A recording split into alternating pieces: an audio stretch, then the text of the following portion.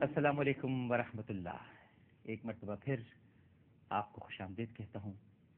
سلام یا زینب رضی اللہ تعالی عنہا ہماری خصوصی transmission ARY digital network پر دیکھی جا رہی ہے، اور ناظرین کرام، علماء کرام کا یہ آخری پینل ہے، اور اس کے بعد انشاءاللہ جو آپ سے وعدہ کیا تھا کل کہ یزید کی موت کیسے ہوئی اور وہ کس حالت میں مرا اور قاتلان حسین کا کیا انجام ہوا، انشاءاللہ بیان کریں گے.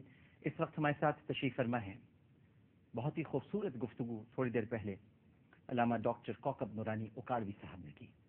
انتہائی مکمل، مفصل، اور بہت سارے جو ایریاز ہیں جن پر شاید ہماری نگاہ نہیں جا سکی تھی، علامہ صاحب نے ہماری توجہ وہاں پر مبذول کرائی.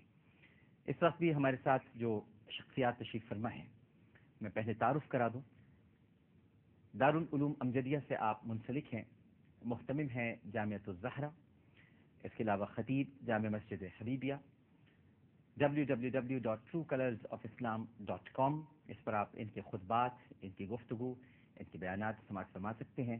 ہمارے بہت ہی قابل احترام، اور کل ان سے وعدہ ہوا تھا ٹرانسمیشن کے دوران گزرے کل کہ مشہور زمانہ جو قسطنطنیہ والی حدیث ہے اس پر آپ ضرور گفتگو کریں گے، کیونکہ تھوڑا حصہ علامہ کوکب نورانی اکاڑوی صاحب پورا کر گئے ہیں، لیکن مجھے یقین ہے کہ علامہ صاحب جب گفتگو کریں گے تو وہ بھی بڑی کمال کی گفتگو ہوگی.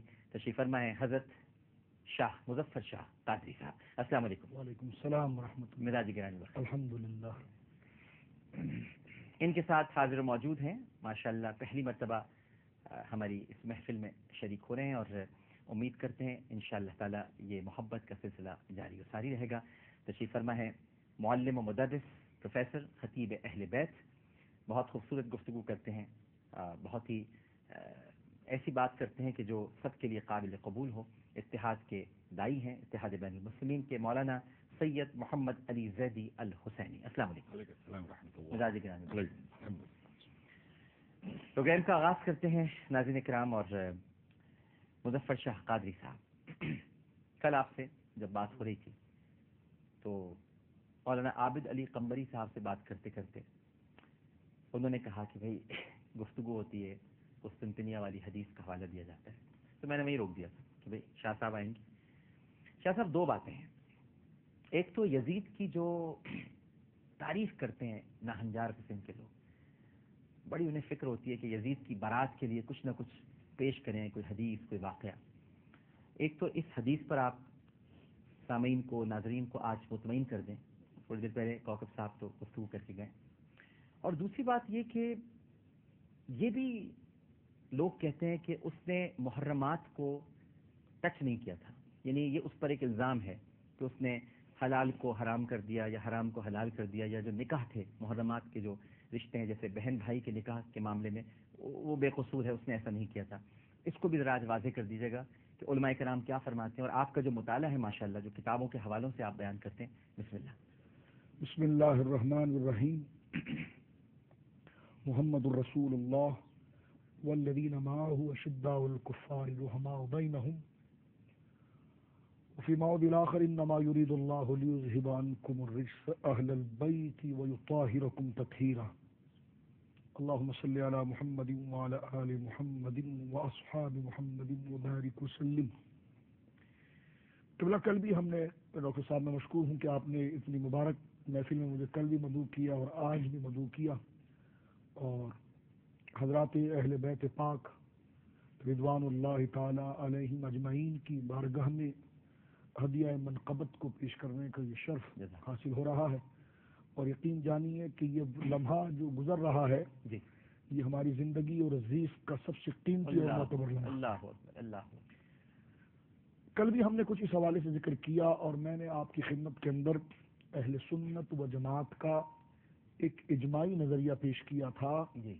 حضرت علامہ علی قاری علیہ رحمۃ الباری نے مرقات شرح مشکات کے بالکل اواخر میں، جہاں انہوں نے اپنی مشکات کی شرح کا اختتام کیا، اسی آخری ابواب کے اندر آپ نے ایک اجماعی موقف لکھا ہے جو یقیناً دینی طلباء کے لیے اور وہ حضرات جو تحقیق کو سواد اعظم کے ساتھ متعلق کر کے تمسک کرتے ہیں، اور ان کا یہ نظریہ ہے کہ یقیناً قیامت کے دن ہر شخص کو اس کے مقتدا کے نام سے اٹھایا جائے گا، اور وہ نماز میں یہ وعدہ بھی کرتے ہیں اللہ سے کہ یا اللہ ہم ہر ایرے غیرے کے راستے پر نہیں چلیں گے، صراط الذین انعمت علیہم، ہم انعام یافتہ بندوں کے راستے پر چلیں گے۔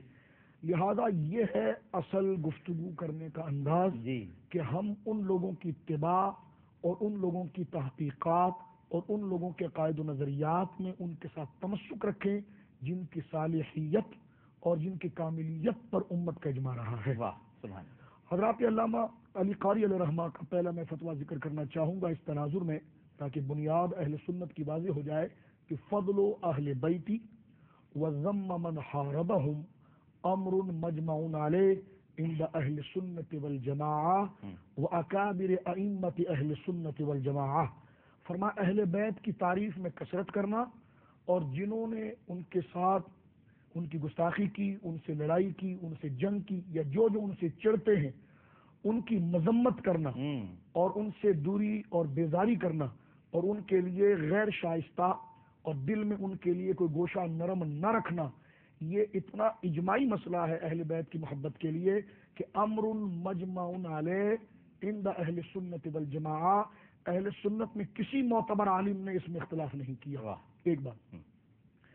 دوسری بات یہاں سے جو میں عرض کرنا چاہ رہا ہوں آپ سے، اگر آپ یہ پورا سلسلہ دیکھیں، کل بھی میں نے آپ کی خدمت میں اسی تسلسل کو ذکر کیا تھا کہ یہ کہنا کہ جناب تاریخ کے تناظر میں یزید کے کارنامے آئے ہیں، اس سے پہلے میں بات کر دینا چاہتا ہوں، یہ جو آپ نے عرض کیا نا کہ وہ محرمات کی بات، یہ اہل سنت کے بہت معتبر عالم خاتم المفسرین امام المفسرین حضرت علامہ سید محمود آلوسی البغدادی رضی اللہ تعالی عنہ وارضاہ نے روح المعانی میں بڑے جزم کے ساتھ یہ ساری تحقیق لکھی۔ اچھا۔ اور ڈاکٹر صاحب قبلہ آپ یہ فرما رہے ہیں کہ وہ محرمات اس کی بدبختی اتنے عروج پر تھی جہاں پر وہ پھوپھیوں، خالاؤں، بھتیجوں سے الیاذ باللہ بھتیجیوں سے نکاح کو حلال کہتا تھا، وہیں اس کی خباثت یہاں تک پہنچ گئی تھی کہ وہ قرآن کے اوراق کو گندگی میں پھینکنے سے بھی باز نہیں رہتا۔ اللہ، یہ بات علامہ سید محمود آلوسی البغدادی جو اہل سنت کی انتہائی معتبر شخصیت ہے، اور ماضی قریب میں 200-250 سال ہوا ہے، ان کا لقب ہے خاتم المفسرین، یعنی تفسیر کے جو ائمہ گزرے ان کے خاتم ہیں، یعنی تحقیق جس روش کے ساتھ انہوں نے اس بات کو باز کیا ہے۔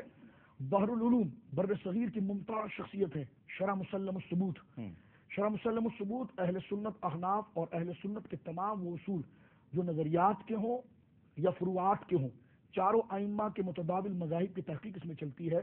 آپ نے یزید کے فعل کو اور اس کے فسق کو لکھا کہ اخبث الفساق، یعنی فاسق گزرتے ہیں، یہ تو فاسقوں میں بھی بہت بڑا خبیث تھا۔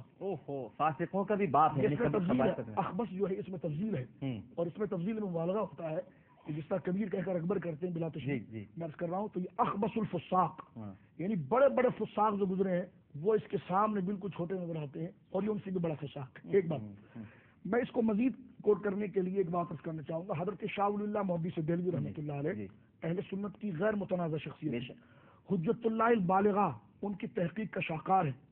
آپ نے فساد امت کا جب ذکر کیا تو فرمایا شام کے اندر خبیث یزید نے سب سے بڑا فساد پیدا کیا تھا۔ خبیث یزید، جی بالکل۔ یہ حضرت علامہ شاہ عبد الحق محدث دہلوی رحمۃ اللہ جو مراد رسول ہیں، ان کی تحقیق جن کے بارے میں کہا گیا کہ جب سلطنت مغلیہ کا چراغ باعتبار حکومت کے غروب ہو رہا تھا تو علم حدیث میں خدمت کرنے کے اعتبار سے شاہ صاحب کا سورج چڑھ رہا تھا۔ جس وقت اکبری حکومت کے اندر سید عالم صلی اللہ علیہ وسلم، اور میں آپ کو مبارکباد پیش کرتا ہوں جو ختم نبوت کے مسئلے پر آپ پہلی صف میں آتے ہیں اور کردار ادا کرتے ہیں، اللہ اس کا بہترین اجر آپ کو عطا فرمائے۔